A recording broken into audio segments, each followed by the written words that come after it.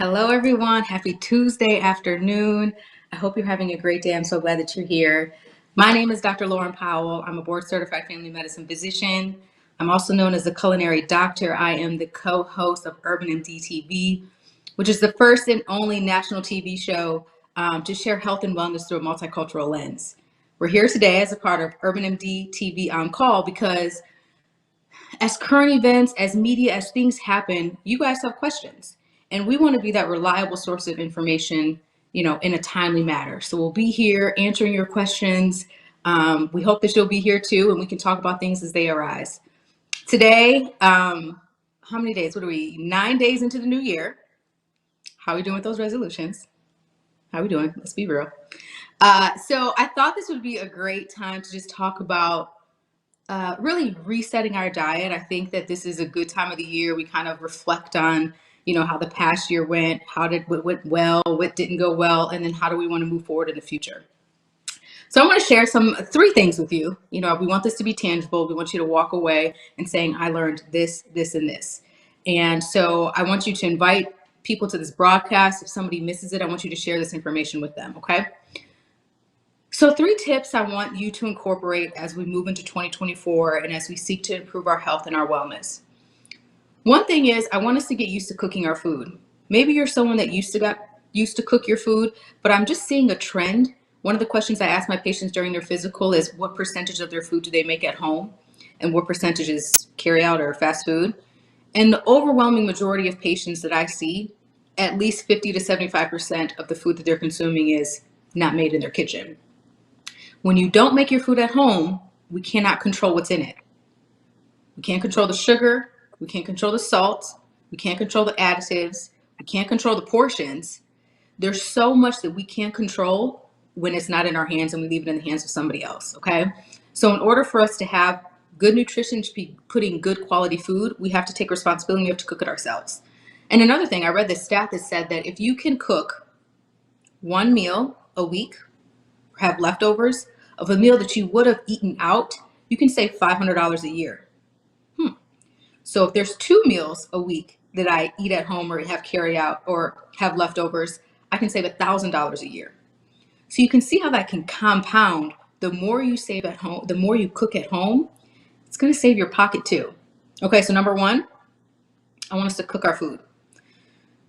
Number 2, the word is steady. The word is steady. That's my word for 2024, steady.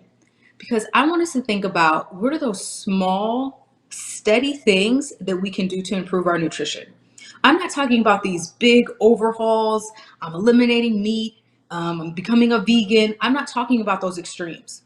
I'm talking about what steady things that you do that maybe you do it one day, you're not going to see a big return. But if you can steadily continue to do that for years and years, how beneficial will that be to your health? Steady change, incorporating more vegetables in my diet.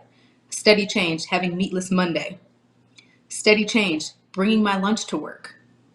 Okay? What steady changes can we make every single day? Okay?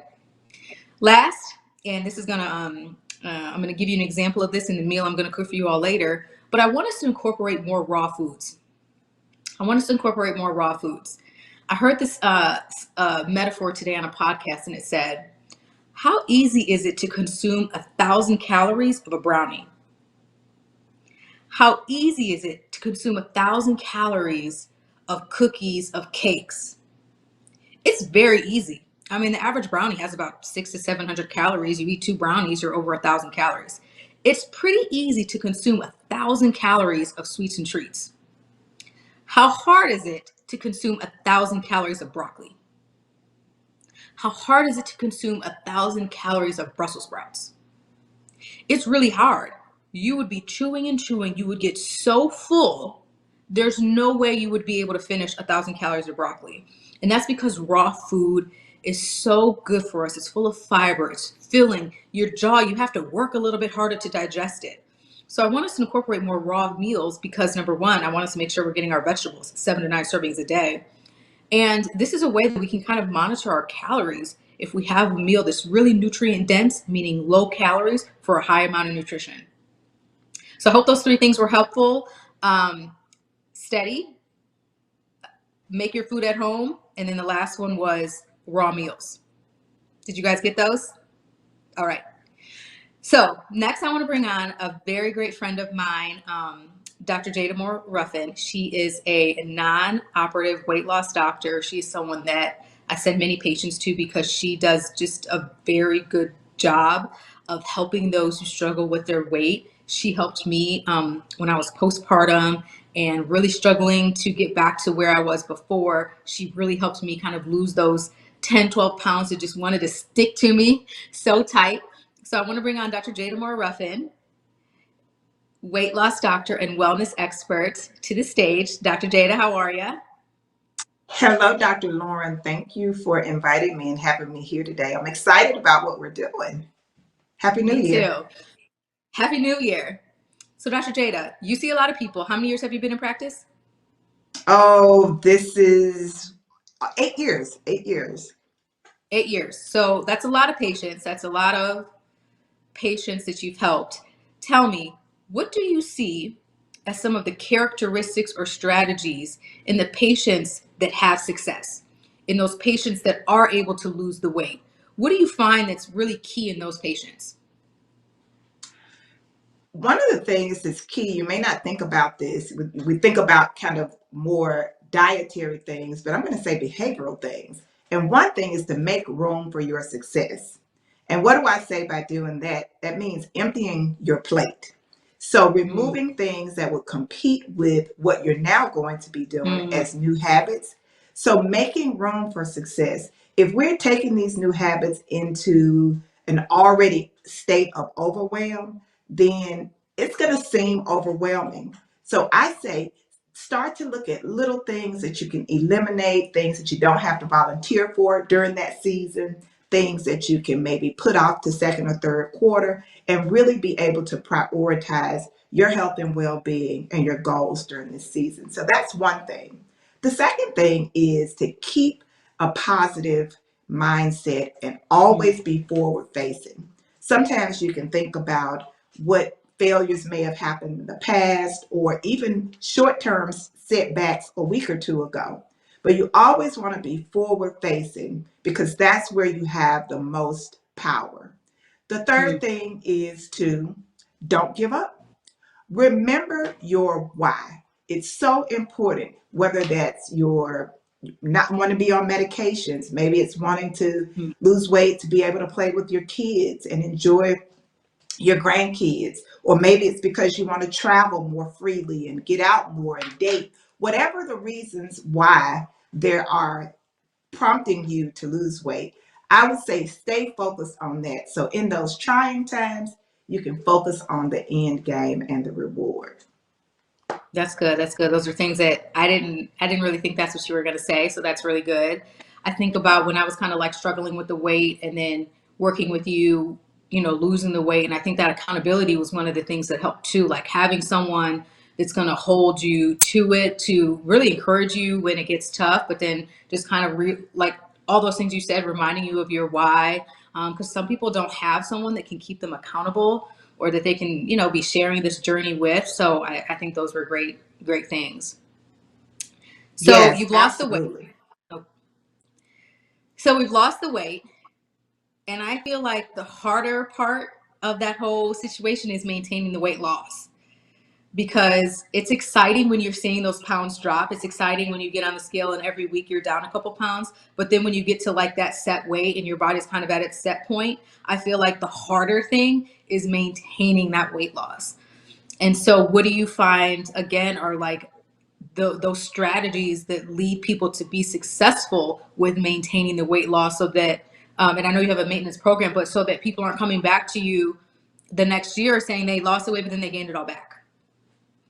That's a great question. And the number one thing I will say is get over scale phobia. The majority Mm, of people that I work with are literally get anxious, worked up, afraid, nervous, and feel all the feels when it's time to get on the scale. So the tendency is to avoid it.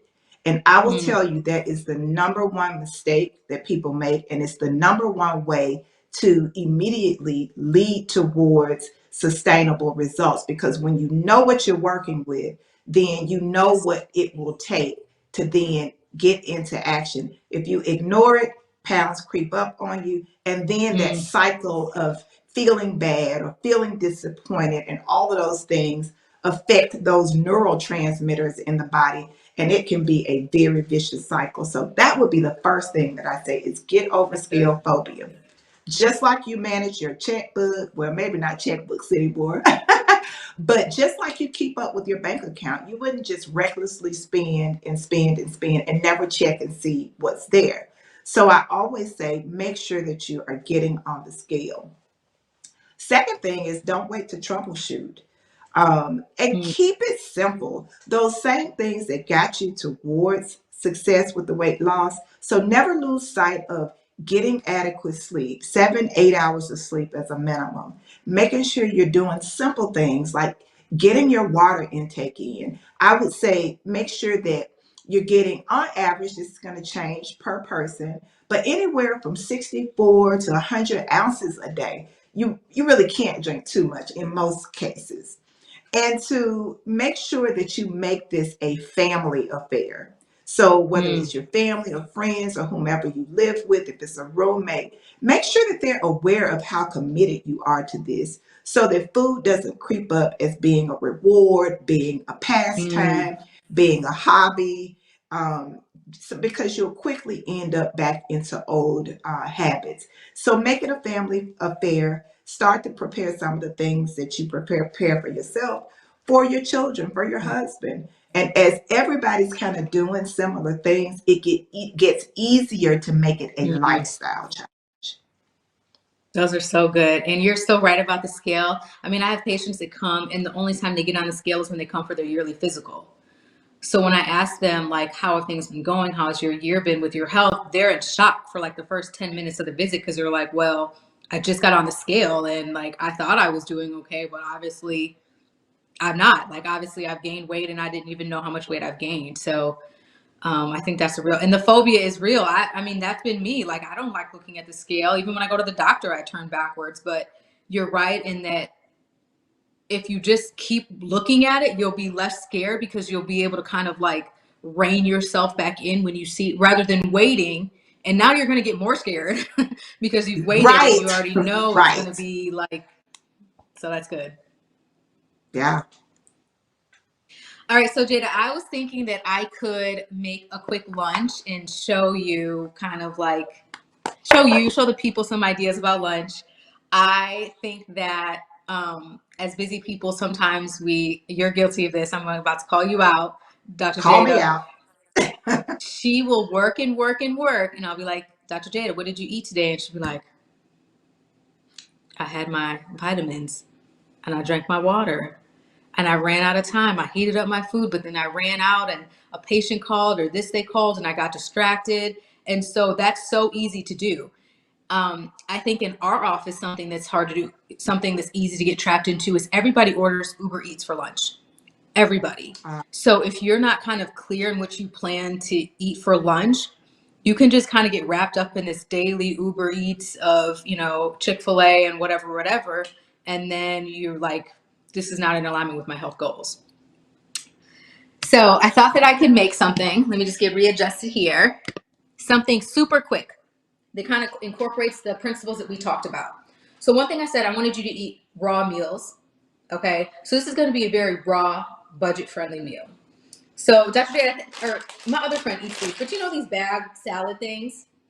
So mhm. this is pretty good because it's already washed, it's already ready to go. Now we have to be careful about the stuff that's in it, but I think just a simple fact, and the only reason I got these y'all is because they were BOGO at Publix. So that meant that it would be like $1.50 per serving, because I get 2 servings out of these. So that's to me, that's pretty good. And it's something that's already washed and chopped and things like that. So what I usually do is, I'll put half in a container for lunch, and then I'll put half for dinner. So super easy, right? So this is just the chopped. It has kale, it has radish, it has cabbage, it has these things. And then these are the things that I kind of avoid, because it has this like buttermilk ranch dressing. It's just some things that we don't need, right? So we don't need that. We don't need that. We don't need that. What we're going to do is we're going to add some sunflower seeds. This is just going to help us just get some added protein. This is easy. I thought Dr. Jada was coming, so I boiled a couple of eggs. This is going to be another protein source. But whatever you're having for dinner, say last night for dinner you had, chicken breast. You can always just make an extra one, just keeping your lunch in mind. And this took nothing to do, right? So I'm just going to peel this egg here. So it's just an easy, quick meatless meal. I'm trying to do more meatless meals in 2024, just as we start off this new year. But with the meatless meals, we still have to make sure we're getting kind of adequate protein. All right. So I've got 2 boiled eggs. Now the thing that, sometimes we get we can fall into trouble is the salad dressing. Sometimes there's just all kind of naughty stuff on there. So this is just a quick, easy salad dressing. All you need is a lemon, olive oil, and then I'm going to use a Dr. seasoning because it has everything I need. That's it. Okay? Very simple dressing. And then, if I was packing this for lunch, I could put it in one of those small containers. And let's see, here's my knife. Dr. Lauren, can I ask you a quick question? Yeah. So with eggs, do you ever have patients who are concerned about consuming eggs because of their cholesterol? What do you say about that? Well, I mean, the studies have been pretty consistent in that eggs don't, dietary cholesterol is not going to lead to an increase in your overall cholesterol. So I think eggs are great. Some people prefer to do egg whites, and I think that's fine too if that makes you feel better. I think we have to look at everything that we're consuming when it comes to cholesterol, because oftentimes it's not the eggs you have to worry about, but it's like the bacon and the sausage and the processed meats and those other things that we're consuming more regularly. What are your thoughts? I concur. I think there's